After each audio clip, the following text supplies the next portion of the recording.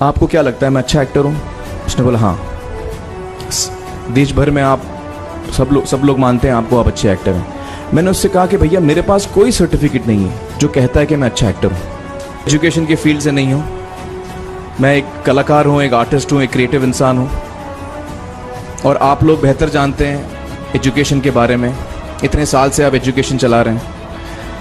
पिछले कुछ साल से मेरा अनुभव हुआ है, चूँकि मैंने कुछ फिल्में की हैं। एक फिल्म थी तारे ज़मीं पर, और अभी हाल ही में मेरी जो फिल्म आई है 3 इडियट्स, ये दोनों फिल्में एजुकेशन के टॉपिक पर हैं। तो लिहाजा मैं इस वजह से मैंने काफ़ी रिसर्च की एजुकेशन के ऊपर, और कुछ चीज़ें मेरे सामने आई हैं और वो चीज़ें मैं आपके सामने रखना चाह रहा हूँ। आज यहाँ पेरेंट्स हैं, एजुकेटर्स हैं, टीचर्स हैं, बच्चे भी हैं। हो सकता है पता नहीं मैं कितना सही बोल रहा हूँ, गलत बोल रहा हूँ, लेकिन मेरे कुछ विचार हैं जो मैं आपके सामने रखना चाहूँगा। और वो ये कि सबसे पहले तो हर बच्चा ख़ास होता है। ये मैंने डिस्कवर किया अपने रिसर्च में, हर बच्चा ख़ास होता है। हर बच्चे में हमारी तरह, आपकी तरह और हमारी तरह, हर बच्चे में कुछ ना कुछ काबिलियत होती है, कुछ ना कुछ कमज़ोरी होती है। मुझ में भी कमज़ोरी है, काबिलियत है, आप में भी कुछ ना कुछ काबिलियत और कमज़ोरी है, और हर बच्चे में कुछ ना कुछ कमज़ोरी और काबिलियत होती है। और हमें as parents, as elders, as education system, हमें हर बच्चे की खासियत को पहचानना है, उससे मदद करनी है, उसकी क्या खासियत है, उसका क्या दिल चाहता है, उसे किस चीज़ में खुशी मिलती है, वो हमें उसको हेल्प करना है कि हम उसको वो ढूंढ सके, और उसमें हमें सपोर्ट करना है। और जो उसकी कमज़ोरी है उसमें हमें उसको सपोर्ट करना है। मुझे अक्सर एजुकेशन इंस्टीट्यूट्स मुझे बोलते हैं कि हम हमारे स्कूल में सारे बच्चे पास होते हैं, हमारे स्कूल में सारे बच्चे फर्स्ट आते हैं, या हम जो बोर्ड एग्ज़ाम है उसमें हमारे सारे बच्चे पास होते हैं। मुझे एक सवाल पूछना है कि हमारे कितने बच्चे खुश हैं? सबसे बड़ा सवाल मेरा ये है, how many of our children are happy? क्योंकि देखिए पढ़ाई लिखाई तो हम सीख ही लेते हैं। जब मुझे कोई चीज़ सीखनी होती है तो मैं कुछ ना कुछ करके सीख ही लेता हूँ। हमारी फिल्म 3 इडियट्स जब रिलीज़ होने वाली थी, रिलीज़ से पहले हमने कई स्क्रीनिंग्स रखे थे, टेस्ट स्क्रीनिंग जिसको हम कहते हैं, जिसमें कि हम ऑडियंस जैसे आप लोग हैं उनको बुलाते हैं, फिल्म दिखाते हैं, उनसे पूछते हैं कि फ़िल्म कैसी लगी। ऐसे एक टेस्ट स्क्रीनिंग हमने किया था। बम्बई में एक फैक्ट्री में कारीगर लोग काम करते हैं, तो करीब 25-30 कारीगर आए थे उस स्क्रीनिंग में। स्क्रीनिंग के बाद उनका एक कारीगर था, उसने मुझसे एक सवाल पूछा। उसने मुझसे ये पूछा, आप लोगों ने फिल्म देखी है 3 इडियट्स? उसने मुझे एक सवाल पूछा जो बहुत कमाल का सवाल था। उसने मुझे ये सवाल पूछा कि सर, पिक्चर के अंत में हमें पता लगता है कि आप तो रणछोड़ दास थे ही नहीं, रैंचो तो थे ही नहीं आप, तो सर्टिफिकेट तो आपको मिला नहीं, वो तो जावेद जाफरी को मिल गया। तो आप इतने बड़े साइंटिस्ट कैसे बन गए? इतने बड़े पेटेंट्स, 400 पेटेंट्स, जापानी लोग आपके पीछे पड़े हैं, तो आपको सर्टिफिकेट तो मिला नहीं, तो आप इतने बड़े साइंटिस्ट कैसे बन गए? बहुत ही अहम सवाल है ये, बहुत ही इंपॉर्टेंट सवाल है। और ये जो मुद्दा है उसके हार्ट में जाता है ये, कि जब मैं एग्जाम के लिए रट के जवाब देता हूं और वो जवाब में मुझे नंबर मिलते हैं और मैं पास हो जाता हूं, तो मेरे हाथ में एक पर्चा आता है जो मुझे कहता है कि मैं पढ़ा लिखा हूं। लेकिन वाकई मैं पढ़ा लिखा हूं या नहीं, ये अभी तक हमको श्योर मालूम नहीं है।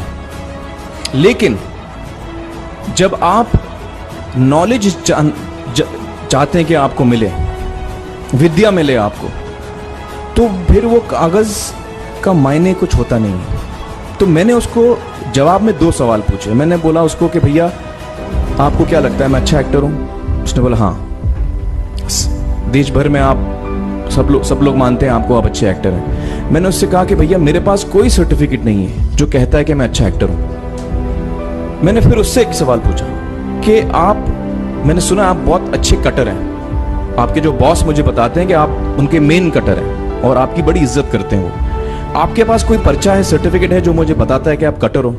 उसने बोला नहीं सर। तो मैंने बोला आपका जवाब आपको इधर ही मिल गया। Education is beyond marks, education is beyond grades, education is what you learn. और मेरी इच्छा है कि हिंदुस्तान में हम एजुकेशन को इस नजरिए से देखें कि हम अपने बच्चों को वाकई शिक्षा दें, और शिक्षा हम खुशी से दें। क्योंकि शिक्षा में सिर्फ ज्ञान नहीं होता, शिक्षा में एक और चीज मिली हुई होती है, वो ये है कि हम अपने बच्चों को डेवलप करते हैं एज ह्यूमन बींग्स। आगे चल के वो जिंदगी में अच्छे इंसान बने, आगे चल के वो अपने पैरों पे खड़े रह सकें, आगे चल के वो इज्जत की जिंदगी जी सकें, आगे चल के वो दूसरों के बारे में ध्यान रखें, आगे चल के वो किसी के चेहरे पे मुस्कुराहट ला सकें, आगे चल के वो किसी की मदद कर सकें। This is what we should develop of our children. ये मेरी फीलिंग है।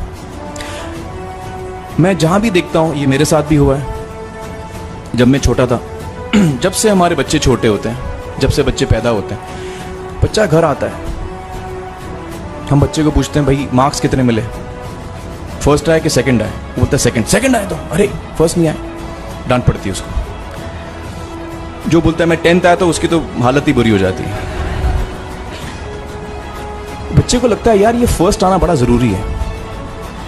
उसको रेस में हम पूछते हैं तुम रेस में फर्स्ट आए कि सेकंड आए? में हम उसको बचपन से, जब से वो केजी लोअर केजी में होता है, जब लोअर केजी में रेस होती है, चमचा मुंह में लगा के उसमें नींबू डाल के भागते हैं।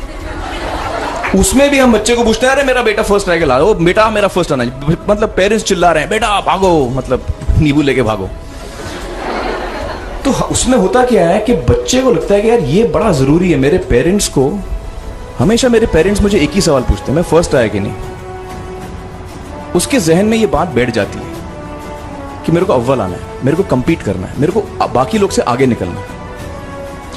टीचर्स भी यही सवाल उसको पूछते हैं आमतौर पे। मेरे साथ हुआ है। होता क्या है कि जब वो बच्चा 21 साल का होता है तो वो बड़ा सेल्फिश हो जाता है, और उसको सेल्फिश हमने बनाया, हमारे सिस्टम ने बनाया। वो अपने बारे में सोचता है और किसी के बारे में नहीं सोचता है, क्योंकि यही हमने उसको ट्रेन किया बचपन से। बचपन से हमने उसको यही ट्रेन किया कि बेटा तुम पहले आना, बाकी सब लोग को भूल जाओ। तो जब वो नौजवान बनता है तो उसका नजरिया सोसाइटी की तरफ यही हो जाता है कि भैया मुझे आगे बढ़ना है, बाकी सब बाय हुक और by crook I must succeed, I don't care about anybody else. मेरा ये दिल कहता है, मेरा ये दिल चाहता है कि अगर हम जितने यहां पेरेंट्स हैं, एडल्ट्स हैं, यंगस्टर्स हैं जो कल जाके पेरेंट्स बनेंगे, अगर हम अपने बच्चों को ये सीख दें जब वो छोटे हैं, जब वो घर आए हम उसको ये सवाल पूछें, ये नहीं पूछें कि मार्क्स कितने मिले, उसको ये पूछें कि बेटा आज तुमने किसकी मदद की, आज तुमने किसके चेहरे पे मुस्कुराहट लाई।